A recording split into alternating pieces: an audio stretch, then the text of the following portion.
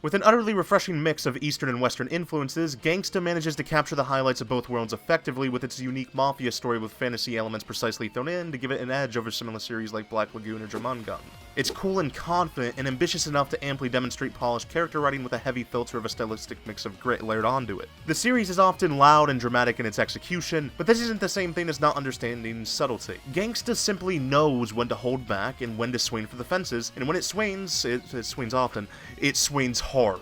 Although, sometimes that swing is too fast and skips over minor details that would help portray plot points with the weight they deserve, and although that's quite a problem with a gritty series such as this, I feel as though this adaptation can improve on it, especially with the fluid direction of the Ergo Proxy director Shuko Moreze. Anyways, I kinda feel as though I just skimmed over the more fantasy bits of Gangsta, so I actually created a real-life demonstration to more easily convey it.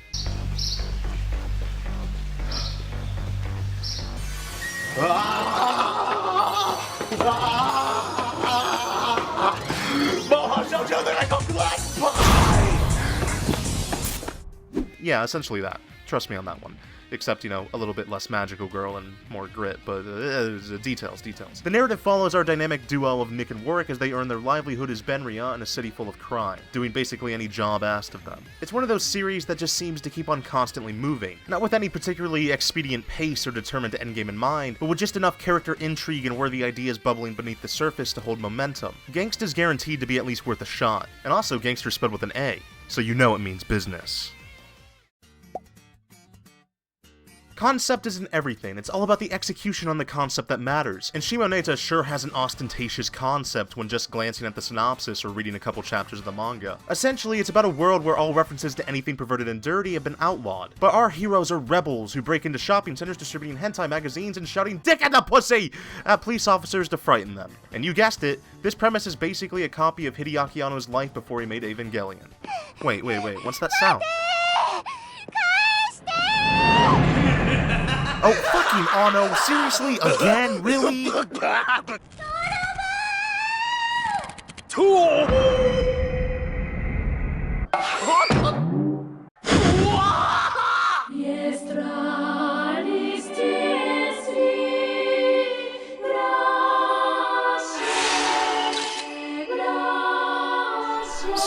up.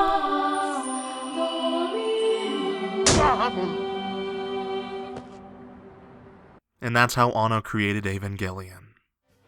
More seriously, there's actually something to this. From the chapters I read, its script was superbly composed of clever wit and social satire. The absurd certainly entertaining in its own right, if executed with enough consistent finesse, but that's definitely not the show's end-all be-all. The absurd is referencing something, satiricizing something. Satire uses the often ridiculous, but always the comedical and sometimes even the surreal to make a critical statement about something or someone. In this case, it's about modern society. Sometimes, these most preposterous of concepts make for the most genuine of political and social satire. What makes this particular satire work is a deliberate and almost surreal detachment from anything resembling self-serious reality. And even if this whole thing is dropped rather quickly, the comedic antics are all so diverse and unpredictable enough that the series can carry itself with that alone. Hopefully the bizarre nonsensicality never lets up, as it could possibly get dry fast, but Shimoneta has the chance to build its ludicrous ingredients into some legitimately genius satire, and regardless of whether or not it'll achieve that, it'll still be one of the best comedy, and maybe one of the most intriguing shows of this season.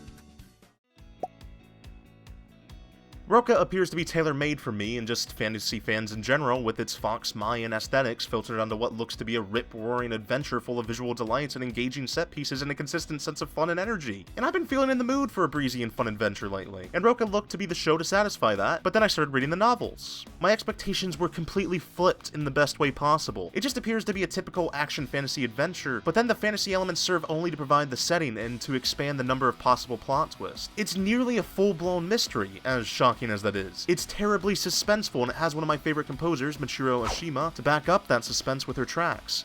And then really no one else of significance is on the staff. So the main thing backing Roka's potential is the source material itself. And well, the novels have got this seemingly careless but clearly not mix of wild creativity and precision and execution that makes it about as immediately rewarding as a mystery adventure story can be.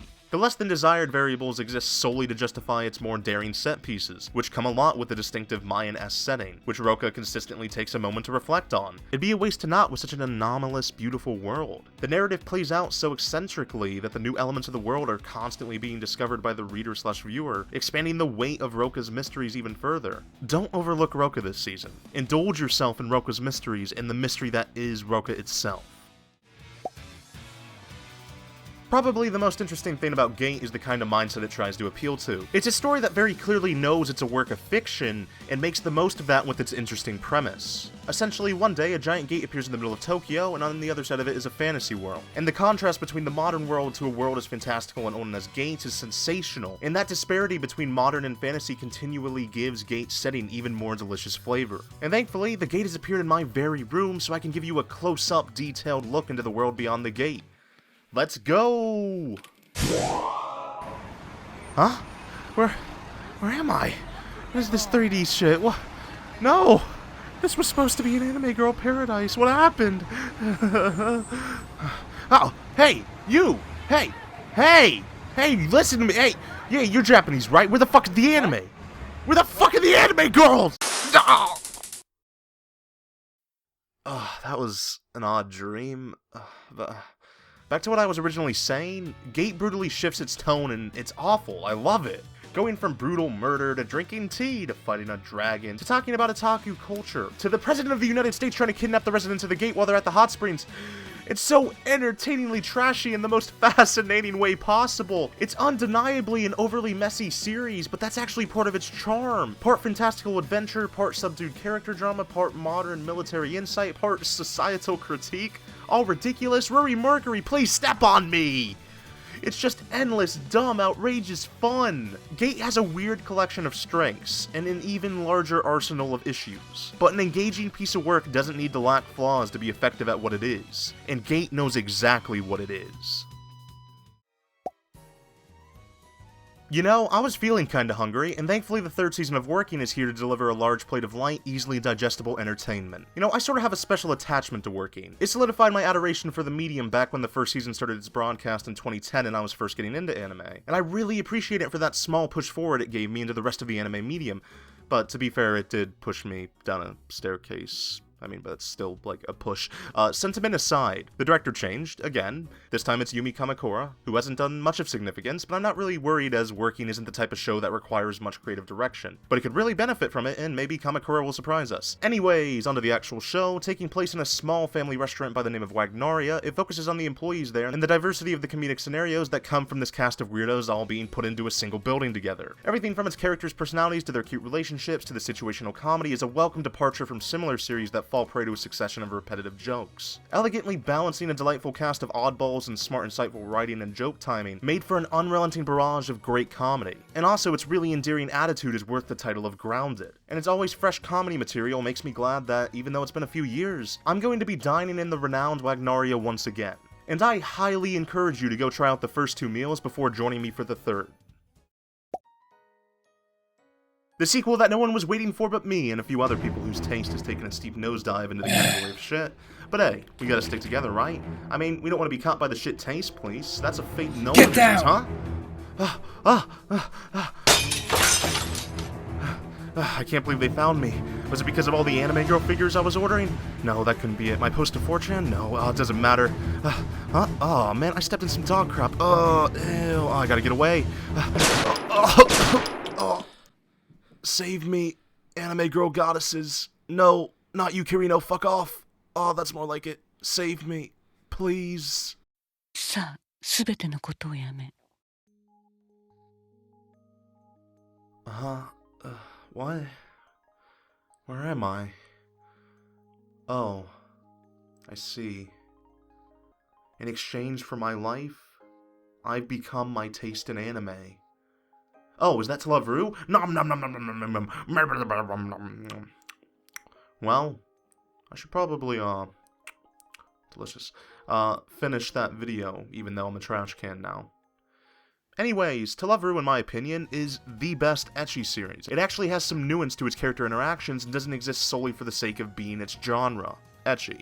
And it does this while still keeping up the appeal on that front and being intriguing with its plot developments on the other fronts. and also boobs. Key, the name of a certain visual novel company that unlocks the parts of people's memories that contain some of their favorite works done by them, like Air, Clannad, Little Busters, Angel Beats, and the criminally overlooked Rewrite, etc. The main writer for these is Jun Maeda, a man renowned for his writing talent and considered a pioneer of the visual novel medium. And now, I like Jun Maeda. I like Jun Maeda quite a bit and definitely like a lot of his works, but I definitely do not hold him on as high a pedestal as many others seem to do. I think he has good ideas, but the needed execution on those ideas tends to fall short, at least when condensed to a single curve. But his works do tend to have great emotional peaks no matter what, but reaching those peaks is always a rough climb through a snowstorm full of uncertainty about whether the climb is actually worth the effort. But when you finally ascend to the very top, that peak is nearly always brimming with multifaceted characters and a long line of iconic moments. Slow build-up is a main pillar to Maeda's writing. It takes its time getting to the meat of the conflicts to allow previous character work to pay off in the key moments, making the emotions feel earned.